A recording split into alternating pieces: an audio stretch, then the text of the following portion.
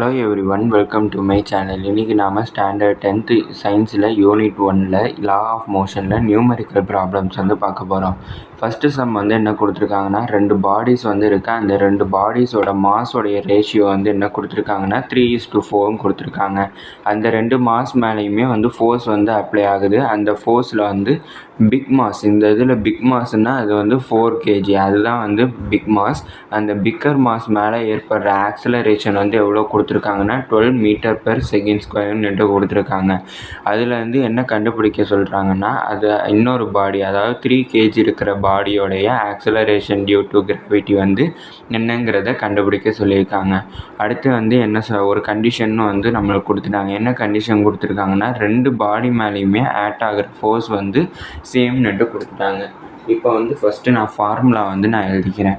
ஃபோர்ஸோட formula வந்து எனக்கு தெரியும், Newton second law of motion. அந்த இதில் வந்து எனக்கு தெரியும் F = ma. இங்கே வந்து ரெண்டு விதமான ஆக்சலரேஷன் இன்வால்வ் ஆகுது, ரெண்டு விதமான மாஸ் வந்து இன்வால்வ் ஆகிறதுனால எனக்கு ரெண்டு விதமான ஃபோர்ஸ் வந்து இருக்கும். ஆனால் ஃபோர்ஸ் வந்து சேமுங்கிறதுனால எஃப்னு மட்டும்தான் போட்டுக்கிறேன். ஆனால் மாஸ் வந்து எனக்கு டிஃப்ரெண்ட்டுங்கிறனால m1 போட்டேன், ஆக்சலரேஷனும் டிஃப்ரெண்ட் a1 போட்டேன். அடுத்து திருப்பி F எனக்கு மாஸ் வந்து இன்னொரு டிஃப்ரெண்ட்டான மாஸ் m2, அடுத்து இன்னொரு டிஃப்ரெண்ட்டான ஆக்சலரேஷன் a2. அதை வந்து நான் 2ன்னு கன்சிடர் பண்ணிக்கிறேன். இப்போ எனக்கு மாஸ் 1, அதாவது ஃபஸ்ட்டு மாஸ் வந்து என்னென்னா 3 kg. அந்த 3 kgயை நான் அடுத்து எழுதிக்கிறேன், ஏன்னா மாஸோட யூனிட் வந்து kg. அடுத்து a1 வந்து நம்மளுக்கு என்னென்னு கொடுக்கல, அது கண்டுபிடிக்கல, அதனால் a1 வந்து கொஷின் மார்க் போட்டேன். அடுத்து m2 வந்து என்னென்னா 4 kg.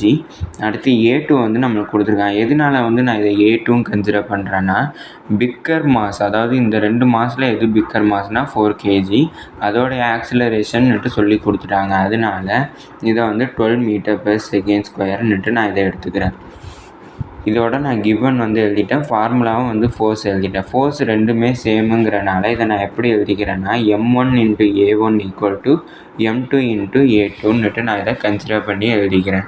இப்போ இதுலேருந்து நான் என்ன கண்டுபிடிக்கணும்னா, எனக்கு a1 தான் வேணும். அப்போ நான் a1 = m2 × a2ன்னு வச்சுட்டு இந்த m1 இங்கே ட்ரான்ஸ்ஃபர் பண்ணனா டிவிஷனில் வந்துடும், /m1.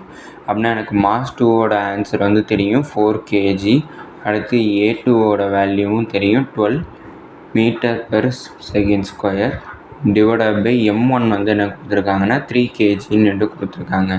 இங்கே எனக்கு எது கேன்சல் ஆகும்னா கேஜியும் எனக்கு கேன்சல் ஆகிடும்.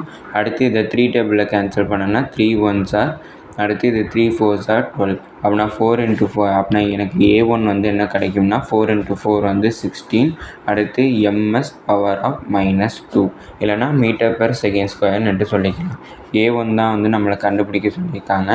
a1 கண்டுபிடிச்சாச்சு. இதோட இந்த வீடியோ முடிஞ்சிச்சு. தேங்க்யூ.